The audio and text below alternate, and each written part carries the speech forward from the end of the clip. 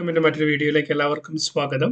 നമ്മൾ ഇന്ന് ഡിസ്കസ് ചെയ്യാനായിട്ട് പോകുന്നത് ഇന്ന് നടന്ന assistant salesman examination 102/2025 examiner question പേപ്പറിനകത്ത് മാത്തമാറ്റിക്സ് പാർട്ട് ചെയ്ത് ചോദിച്ച 10 ചോദ്യങ്ങളുടെ ഡിസ്കഷനാണ്. വീഡിയോ യൂസ്ഫുൾ ആവുമെന്ന് വിശ്വസിക്കുന്നു. ഇതുപോലെ ഇൻഫോർമേറ്റീവ് കണ്ടന്റിന് വേണ്ടി ചാനൽ സബ്സ്ക്രൈബ് ചെയ്യുക. ബേസിക്കലി മാത്സ് പാർട്ടിൽ നിന്ന് 10 ചോദ്യങ്ങളും എളുപ്പമായിരുന്നു. സോ നമുക്ക് ഡിസ്കഷനിലേക്ക് കിടക്കാം. ഒന്നാമത്തെ ചോദ്യം, യഥാക്രമം 10, 15, 24 മിനിറ്റ് ഇടവേളകളിൽ 3 മണികൾ മുഴങ്ങുന്നു. രാവിലെ 8 മണിക്ക് 3 മണികളും ഒരുമിച്ച് മുഴങ്ങാൻ തുടങ്ങും. അവ വീണ്ടും ഒരുമിച്ച് മുഴങ്ങുന്നത് എത്ര മണിക്കാണ്?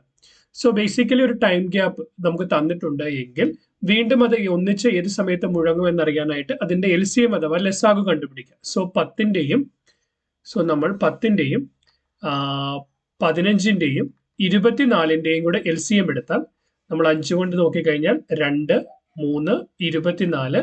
നമ്മൾ 3 കൊണ്ട് ഡിവൈഡ് ചെയ്താൽ 2, 1, 8. വീണ്ടും നമ്മൾ 2 എടുത്താൽ 1, 1, 4. 3, 15, 15, 2, 30, 34, 120 മിനിറ്റ് എന്ന് കിട്ടും. 120 മിനിറ്റ് എന്ന് പറഞ്ഞാൽ നത്തിങ് ബട്ട് 2 മണിക്കൂർ. അതിന്റെ അർത്ഥം ഇപ്പൊ നമ്മൾ ആദ്യം ഒന്നിച്ചു മുഴങ്ങിയ സമയം എപ്പോഴാണോ അതിൽ നിന്ന് 2 മണിക്കൂർ കഴിയുമ്പോൾ വീണ്ടും ഈ 3 മണികളും ഒന്നിച്ചു മുഴങ്ങും. സോ നമുക്ക് തന്നിരിക്കുന്ന സമയം എന്ന് പറയുന്നത് 8 മണിയാണ്. ഇപ്പൊ 8 മണിക്ക് ശേഷം 2 മണിക്കൂർ മുമ്പോട്ട് പോകുമ്പോൾ 8, 2, 10, 10 AM. 10 AM അഥവാ ഓപ്ഷൻ ഡി ആയിരിക്കും ഇവിടുത്തെ ആൻസർ എന്ന് പറയുന്നത്. Next one, 0.003 into 0.45 divided by 0.009. So decimal വെച്ചൊരു ഡിവിഷൻ ആണ് തന്നിരിക്കുന്നത്. സോ അങ്ങനെ ചോദിക്കുമ്പോൾ നമ്മൾ എന്ത് ഡെസിമൽ മാറ്റിയിട്ട് ഈ നമ്പറിനെ എഴുതുക. സോ നമുക്ക് എന്ത് എഴുതാം? 3 into 45 into ഡിവൈഡഡ് ബൈ 9. മുകളിൽ എത്ര ഡെസിമൽ പ്ലേസ് ഉണ്ട്? ഇവിടെ 3 എണ്ണം, ഇവിടെ 2 എണ്ണം. 3, 2, 5 എണ്ണം. മൊത്തം ഇവിടെ ന്യൂമറേറ്ററിൽ 5 എണ്ണം, ഡിനോമിനേറ്ററിൽ 3 എണ്ണം. സോ ന്യൂമറേറ്ററിൽ 5 എണ്ണം, ഡിനോമിനേറ്ററിൽ 3 എണ്ണം. ക്യാൻസൽ ചെയ്ത് കഴിഞ്ഞാൽ ന്യൂമറേറ്ററിൽ മൊത്തം 2 ഡെസിമൽ പ്ലേസ് വരും. ഇനി ഇതിനെ സിംപ്ലിഫൈ ചെയ്യാം. 3നെയും 9നെയും വെട്ടി നമുക്ക് 3 കിട്ടും. 45നെ 3 കൊണ്ട് ഡിവൈഡ് ചെയ്ത് കഴിഞ്ഞാൽ നമുക്ക് 15 കിട്ടും. ഈ 15ലേക്ക് 2 ഡെസിമൽ പ്ലേസുകൾ ഇൻട്രൊഡ്യൂസ് ചെയ്യാം. 0.15 എന്ന് പറയുന്ന ഓപ്ഷൻ ബി ആയിരിക്കും ഇവിടുത്തെ ആൻസർ എന്ന് പറയുന്നത്. 108 കിലോമീറ്റർ പെർ മണിക്കൂർ വേഗത എന്തിന് സമാനമാണ്? 108 കിലോമീറ്റർ പെർ മണിക്കൂർ എന്ന് പറയുന്ന വേഗത മീറ്റർ പെർ സെക്കൻഡിലേക്ക് മാറണം. കിലോമീറ്റർ പെർ അവറിനെ മീറ്റർ പെർ സെക്കൻഡിലേക്ക് മാറ്റാൻ 5/18 കൊണ്ട് മൾട്ടിപ്ലൈ ചെയ്യുക.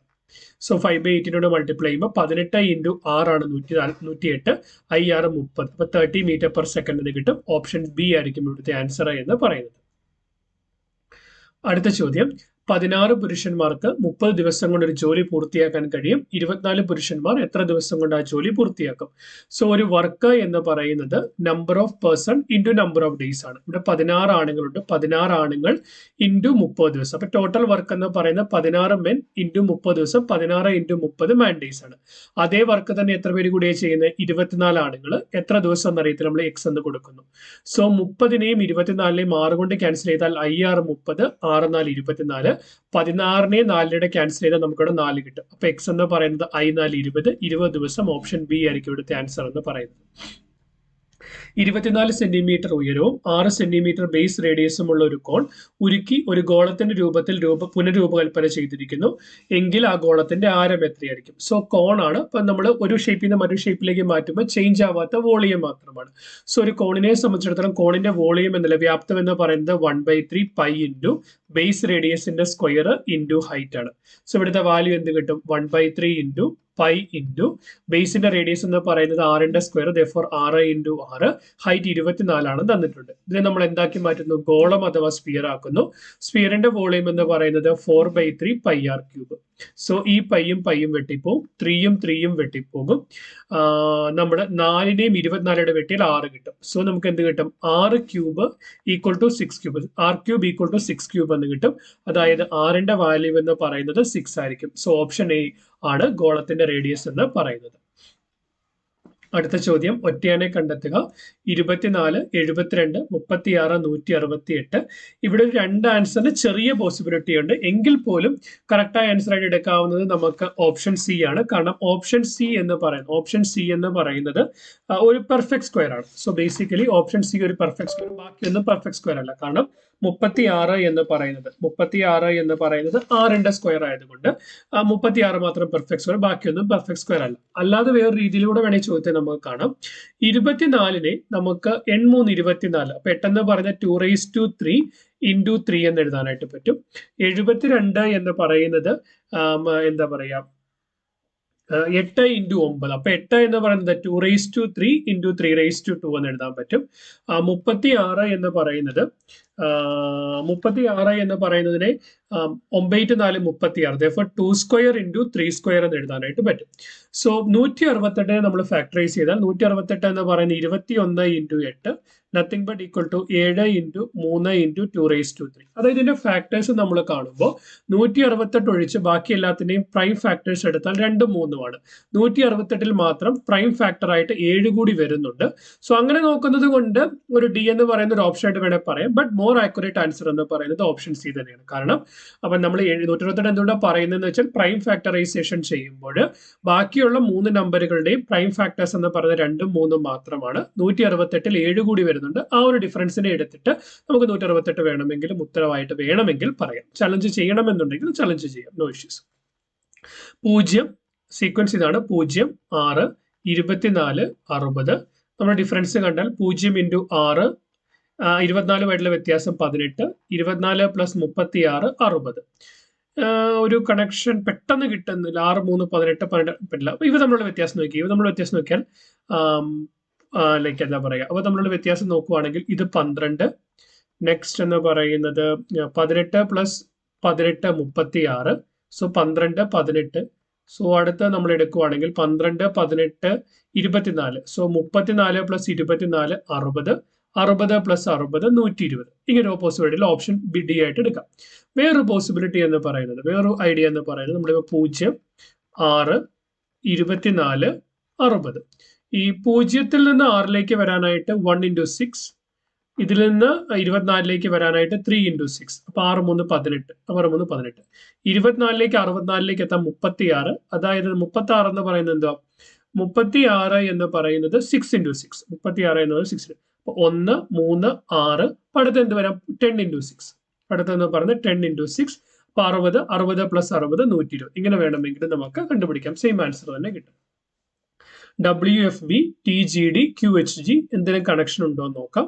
ഇവിടെ പെട്ടെന്ന് കിട്ടുന്ന ഒരു കണക്ഷൻ എന്ന് പറയുന്നത് മിഡിൽ ടൈം തന്നെയാണ്. എഫ് അടുത്ത ലെറ്റർ ജി, ജി കഴിഞ്ഞാൽ അടുത്ത letter H, G H, H കഴിഞ്ഞാൽ അടുത്ത ലെറ്റർ എന്ന് പറയുന്നത് ഐ എന്ന് കിട്ടും.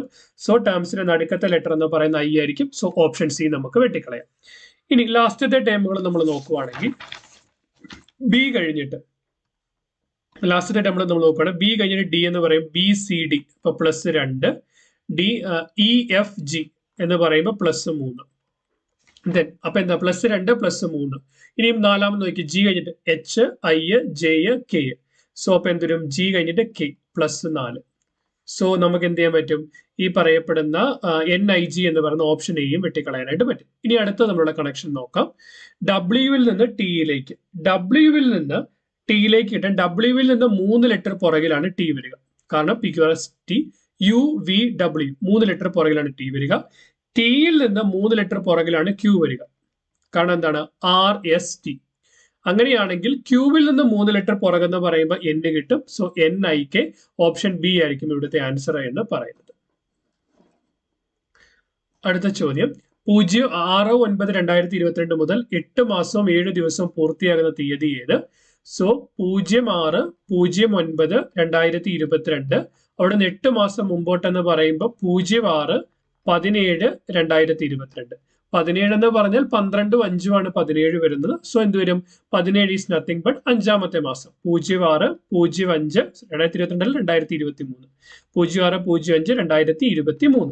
അവിടെ നിന്ന് 7 ദിവസം കൂടി മുമ്പോട്ട് വരണം. സോ ഇവിടെ അവർ ഉപയോഗിച്ചിരിക്കുന്ന ഒരു പ്രധാനപ്പെട്ട ലോജിക്ക് എന്ന് പറയുന്നത്, അതായത് ഒരു ദിവസം തുടങ്ങി, ഇപ്പൊ ഇന്നത്തെ ഒരു ദിവസം തുടങ്ങി, ഇന്നിപ്പോ 10-ാം തീയതി ആണെങ്കിൽ 10-ന്റെ ഇത്ര ദിവസം കറക്റ്റ് ആയിട്ടല്ല ഒരു മാസം പൂർത്തിയാകുന്നെന്ന് പറയുന്നത് അടുത്ത മാസം 9-ാം തീയതി എന്നൊരു കോൺസെപ്റ്റ് ഇവർ ഉപയോഗിച്ചിട്ടുണ്ട്.